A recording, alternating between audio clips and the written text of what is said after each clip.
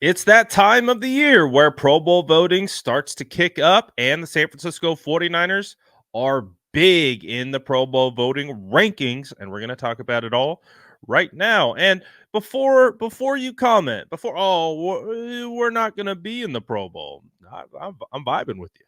I'm right there with you. But if you have an opportunity to vote, please do, because it helps all our guys.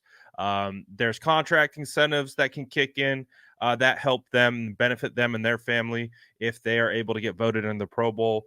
And it's just a great honor to be able to say you're a Pro Bowl player. So I would definitely implore that you guys go out and vote for them. I'll put a link in the description so you can drop right down and go vote on the NFL.com website.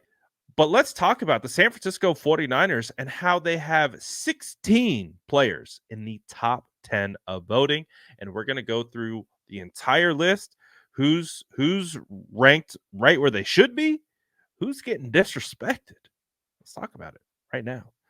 All right, let's go from top to bottom. Josh Dubow of the Associated Press put this list out, and I'm very appreciative of these types of lists. And let's start at the top. Fred Warner first. Any surprise there? Not at all. It's a darn near defensive player of the year. So not surprised at all that Fred Warner is number one in regards to linebacker voting. And just in case you didn't know, these are by position. So it's position ranked. Trent Williams is first in tackle voting. Christian McCaffrey first. Kyle Juszczyk first. Not one issue. Not one issue. Fred Warner's the best linebacker in football. Trent Williams is the best tackle and offensive lineman in football. Christian McCaffrey is the best running back in football, and Kyle Juszczyk's the best fullback in football. So pretty accurate, right? Moving down the list, George Kittle in second, and I believe you know why he's in second. He's sitting right there behind Travis Kelce, and he's going to be a hard player to beat out, especially with all the conversations about who he's dating this year and how much he's been in the spotlight. And he's earned that right. But hey, the fact that George is two, I'll take it.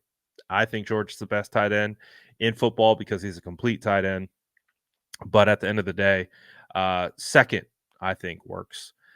Nick Bosa third. I have a feeling I know why he's third. I'm assuming Myles Garrett and Micah Parsons are likely ahead of him. Obviously, we know it.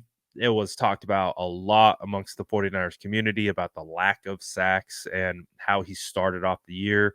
One of the biggest things that I have noticed in regards to these types of trends, if you come out in like the first 4 weeks of the season and you absolutely get your name out there and make plays, that can last with you for the entire season. I think not that, and this isn't to say that Talanoa Hufanga wasn't deserving of all the accolades that he got last year. That's not at all what I'm saying. But the example is he came out early and was making plays, interceptions. He was doing some crazy stuff really early on and got his name out there and really helped, I would say, down the stretch for him to be all pro and in the Pro Bowl voting.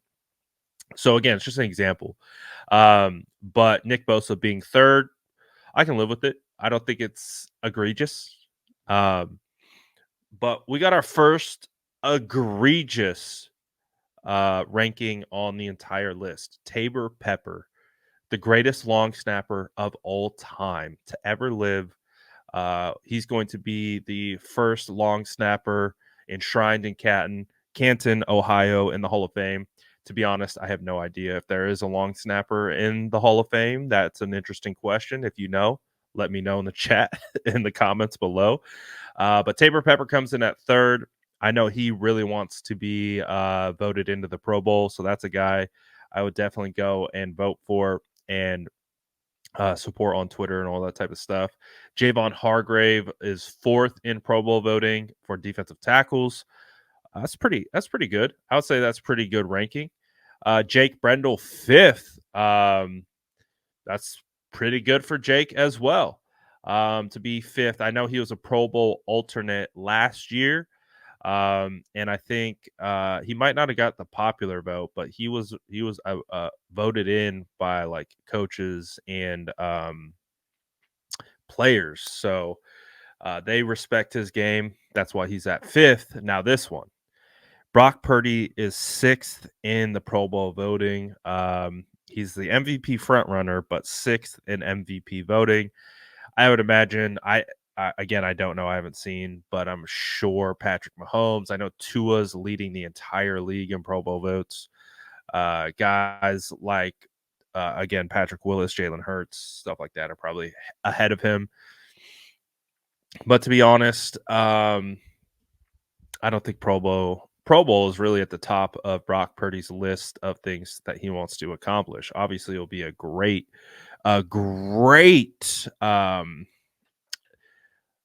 award and something to put on the resume right next to Mr. Irrelevant and right under it Pro Bowl quarterback in his second season. He could have potentially add MVP as well. Hey, Super Bowl MVP? I don't know. We'll see. Knock on wood. Don't want to jinx it. Charvarius Ward comes in at seventh. I would imagine Charvarius Ward is going to move up the rankings as voting continues. I think Charvarius Ward is really coming on strong outside the bye. He's played pretty well for the most part. He was getting caught up with some penalties and stuff like that earlier on in the year, but I would say like right now he's playing as one of the best cornerbacks in the league.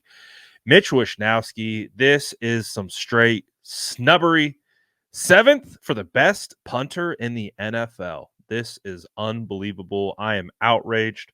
I need every single one of you to go smash the link in the description and go vote for Mitch Wishnowsky. Get him up because he is balling. You want to know how much Mitch Wishnowsky is balling?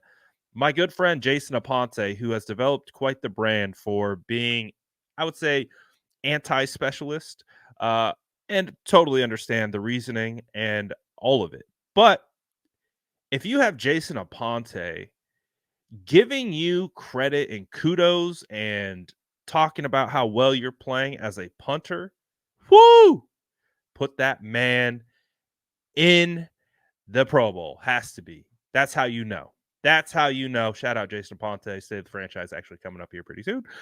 Dre Greenlaw, ninth. I think that's egregious. Dre Greenlaw is playing as one of the best linebackers in the NFL right now. Top five.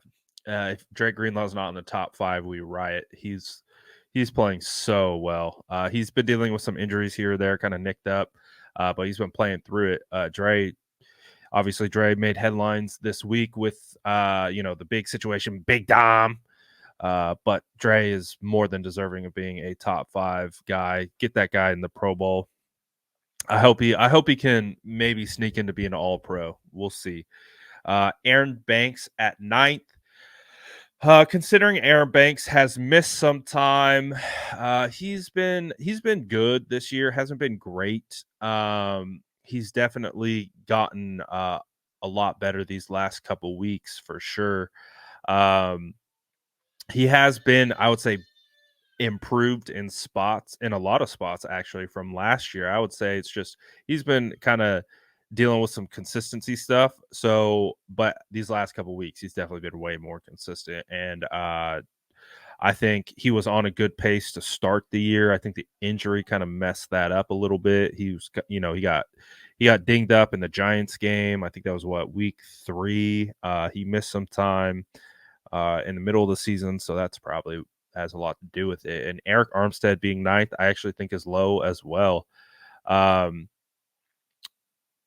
I think that's low as well. I think Eric should be higher. He's one of those players that affects the game without getting on the stat sheet. So I think he needs to be higher. And I skipped over one guy that I'm just now realizing. Brandon Ayuk at 8th. How do we feel about that? Brandon Ayuk at 8th. Not bad, I guess. Considering I'm just now also realizing that there's someone missing off this list, and I wonder if that changes once after this week. Brandon Ayuk 8th. No Debo Samuel to be found. I know Debo Samuel's kind of had an up and down year. He, you know, I'm pretty sure he missed some time. But I mean, after that performance against the Eagles, man, that's going to get him some extra votes. So I would imagine all these players are going to move up once social voting starts on Twitter again. Anytime you do hashtag Pro Bowl vote, I believe is the hashtag with a player's name. Each time that retweeted, that counts as a vote. So votes are going to get run up here pretty soon. But in the meantime, before social voting opens on December 11th, go ahead into the link in the description to go vote for all these guys in the Pro Bowl. Just do it. Again, I still believe this team is going to be playing in the Super Bowl, but all things considered, this still helps them and helps with a lot of different things.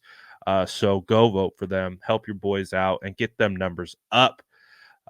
They would greatly appreciate it. Let me know what you guys are thinking about all this list. Let me know what your analysis is of their rankings. Drop it in the comments below and let me know what you think. And as always, make sure to like and subscribe for more updates.